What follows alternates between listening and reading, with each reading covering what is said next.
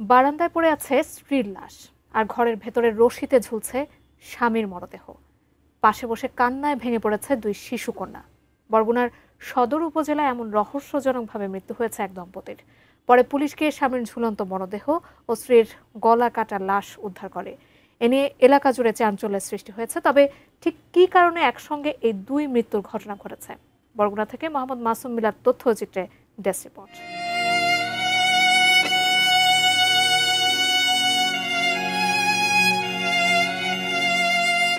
বরগুনার সদর উপজেলার আয়লা পাতাকাটা ইউনিয়নের ইটবাড়িয়া গ্রাম।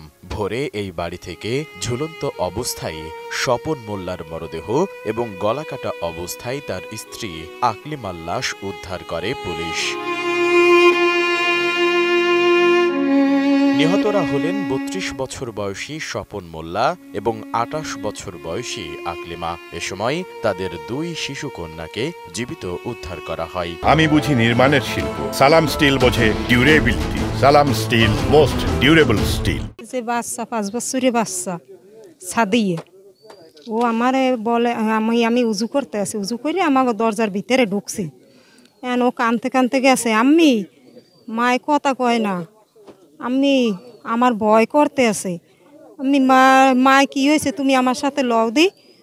আমি মনে করছি তাই ওর মা ওই শাশুড়ছে অসুস্থ মানুষ, এই জন্য মাইয়ের সাথে আমি তাড়াতাড়ি আই করছি।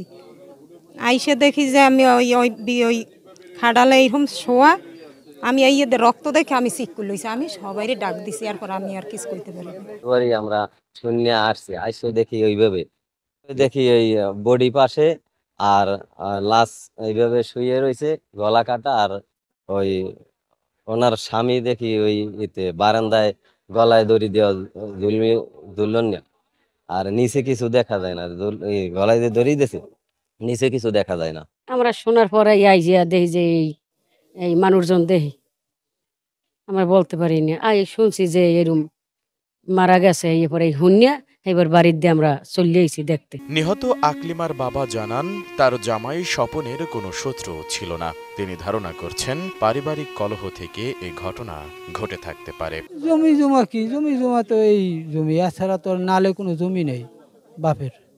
বাপের এক করা জমি নাই নালে, এই যা আছে এই ভিডিওটুই, খালি এই ভিডিওটুই, এছাড়া কিচ্ছু নেই। ওই টুকি হইতে মাঝে মাঝে, ওই কারণ ও কাজ কম করতে, কারণ ও যেভাবে কাজ জানে ওই একদিন করলে 3 দিন যাইতে না। রহস্যজনক এই মৃত্যুর কারণ এখনো নিশ্চিত হতে পারেনি পুলিশ। তবে ঘটনাটি তদন্ত করছে আইন শৃঙ্খলা বাহিনী বলে জানান অতিরিক্ত পুলিশ কমিশনার মোহাম্মদ জহিরুল হক। এই যে স্বপন, সে শুনলাম যে তার শ্বশুরের নিকট থেকে এবং আশেপাশের ব্যক্তির নিকট থেকে যে সে ডেলিভারি করতো, মাঝে মাঝে সে করতো, মাঝে মাঝে অফ দিত। আর্থিক অবস্থা ভালো ছিল না, লোন আছে। আমরা এখন এটা তদন্ত করব, তদন্ত করার পরে বিস্তারিত বিষয়গুলো আমরা জানতে পারবো আসলে কি ঘটনা ঘটেছে।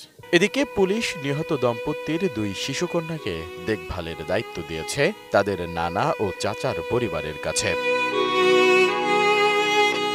Desk report, ATN news.